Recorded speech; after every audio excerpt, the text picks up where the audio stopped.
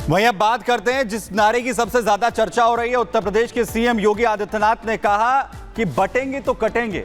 वहीं प्रधानमंत्री नरेंद्र मोदी ने इसे आगे बढ़ाते हुए कहा कि एक रहेंगे तो नेक रहेंगे। लेकिन इन नारों से विपक्ष के पेट में आखिर किस तरीके से दर्द हो रहा है, असदुद्दीन ओवैसी भी इसे लेकर सवाल खड़े करते हुए नजर आ रहे हैं।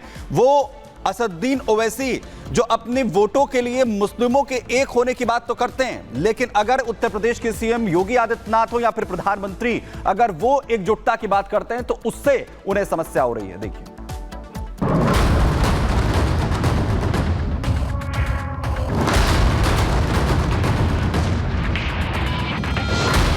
हरियाणा विधानसभा चुनाव में सीएम योगी आदित्यनाथ ने एक नारा दिया था, बटोगे तो कटोगे।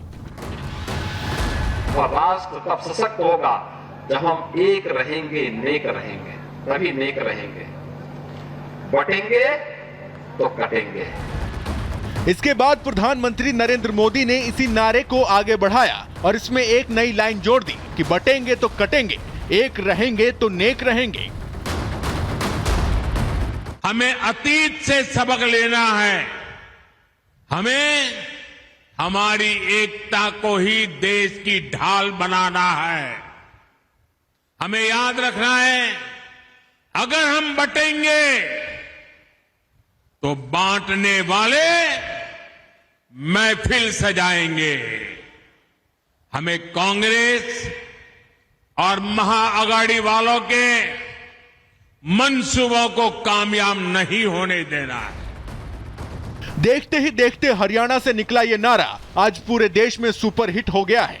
इंडी गठबंधन वाले इस नारे से इतना डरे हुए हैं कि वो अब नारे की बौखलाहट में कुछ भी बोल रहे हैं, जिसमें सबसे ताजा और लेटेस्ट नाम जुड़ गया है असदुद्दीन ओवैसी का।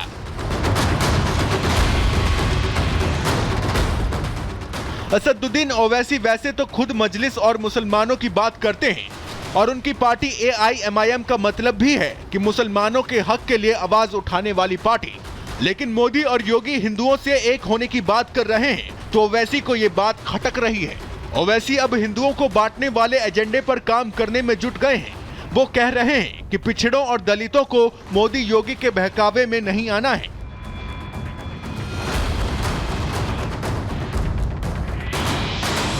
तो मोदी क्या कर रहे हैं महाराष्ट्र के चुनाव में? मोदी एक काम कर रहे हैं कि मराठा वर्सेस ओबीसी कर रहे हैं। मोदी क्या करना चाहते हैं? मैं हमारे ओबीसी भाइयों को बोल रहा हूं कि इसकी साजिश में मत आओ आप। ये एक की बात कर रहा है, हम अनेक की बात कर रहे हैं। ये लड़ाना चाहते हैं, एक के नाम पर सबको लड़ाना चाहते हैं। मतलब ये वही बात हुई जिसके बोल आपने अक्सर सुने होंगे कि आप करो तो अच्छा और हम करें तो कैरेक्टर ढीला। मतलब ओवैसी मुसलमानों को एक रहने की बात कह रहे हैं तो वो जायज है और हम कह रहे हैं तो नाजायज है। हालांकि बीजेपी नेता शहजाद पूनावाला ने अब ओवैसी के हिंदुओं को बांटने वाले एजेंडे की हवा निकाल दी। मुसलमानों को एक करना तो सेक्युलर एजेंडा है और अगर भारत के सभी लोगों को कहा जाए कि एक रहेंगे तो सेफ रहेंगे, अगर कहा जाए बटोगे तो कटोगे, तो वो सांप्रदायिक हो जाता है। ये ओवैसी की हिपोक्रेसी है। बात केवल ओवैसी की नहीं है, ये नारा यूपी में समाजवादी पार्टी को भी खटक रहा है। और कितना खटक रहा है आप समाजवादी पार्टी के नेता पाल यादव के इस बयान से समझ जाएंगे। तो बचेगा न कटेगा और जो ऐसी बातें करेगा बाद में पिटेंगे। अखिलेश यादव भी लगातार इसी नारे को सुनकर चिढ़ जाते हैं। एक बात तो साफ है कि इस नारे ने हरियाणा चुनाव में जब से कमाल किया है, विपक्ष की नींद उड़ी हुई है। और यही वजह है कि ओवैसी जैसे नेता अब हिंदुओं को ज्ञान दे रहे हैं। जबकि सच्चाई तो यह है कि उन नेताओं को अपने गिरेबान में झांक कर देखना चाहिए जो आजादी के बाद से ही तुष्टीकरण की सियासत करते आए हैं। Bureau report, Republic Bharat. और बड़ी खबर मॉस्को से आ रही है, जहां पर रूस पर हमला किया गया है यूक्रेनी सेना की ओर से। यहां पर रूस की राजधानी मॉस्को पर बड़ा हमला हुआ है और इस जहां पे खबर निकल के सामने आ रही है कि 34 ड्रोन दागे गए हैं। हालांकि इस हमले में एक शख्स के घायल होने की खबर भी निकल के सामने आ रही है और 3 हवाई अड्डों से उड़ानों को डाइवर्ट करना पड़ा है। तो ये बड़े हमले की खबर है जहां पर यूक्रेन का मॉस्को पर बड़ा हमला सामने आया है। रूस की राजधानी मॉस्को पर ड्रोन से अटैक किया गया है। यूक्रेनी सेना ने मॉस्को पर 34 ड्रोन दागे हैं।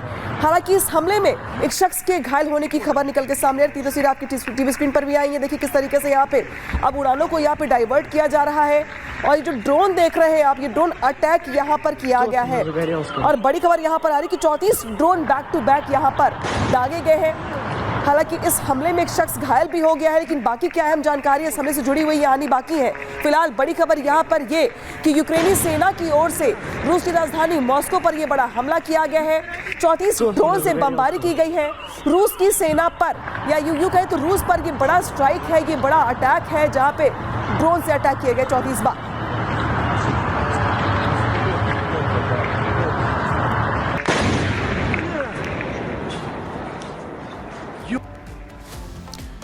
भाई धमकी देने वालों को बाल मुकुंदाचार्य की तरफ से बड़ा चैलेंज करते हुए कहा गया है कि ना तो वो पहले कभी किसी से डरे और ना ही आगे डरेंगे। धमकी देने वालों को बाल मुकुंदा आचार्य की तरफ से चैलेंज किया गया। उन्होंने कहा कि आज ही मुंबई आ रहा हूं, मिलकर दिखाएं, वक्फ का काम कब्जा करने का है, यह भी उन्होंने कहा। उन्होंने कहा कि पहले भी आवाज उठाई है, आगे भी उठाऊंगा। नित प्रतिदिन रात को 12 बजे से 3 बजे के बीच में जो धमकियां आ रही है हैदराबाद से, बेंगलोर से और मुंबई से, मैं उनको ये बता देना चाहता हूं कि मैं पिछले वर्ष चुनाव से पूर्व भी इन धमकियों से कभी डरा नहीं और अभी भी डरता नहीं। और जो रात को महाशय ने कहा कि बॉम्बे आके बता और जिंदा जाके बता, मैं चैलेंज के साथ कहता हूं कि मैं मुंबई आ रहा हूं आज ही। किसी में हिम्मत है तो मुझे मुंबई में मिलके बताना। मैं निरंतर मुखर होकर पूर्व में कहता रहा हूं कि जमीनों पर कब्जा करने का काम, लैंड जिहाद का काम, वक्फ बोर्ड के बोर्ड लगाकर सनातनियों की जमीन कब्जा करने का काम आवाज उठाता रहा हूं। इसके लिए अभी उठाऊंगा और कतई नहीं करने दूंगा। किसी में कितना दम हो वो अपना लगा लेना, लेकिन मैं कब्जा नहीं करने दूंगा।